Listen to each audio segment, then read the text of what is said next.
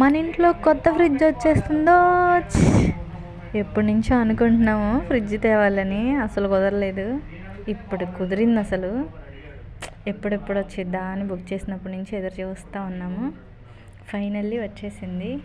Opening చేసేసాము ఆ తెల్లారి. ఎంత బాగుందో అసలు, నాకు బాగా నచ్చింది. సూపర్ ఉంది కదా ఫ్రెండ్స్. సబ్స్క్రైబ్ చేసుకోవచ్చు కదా.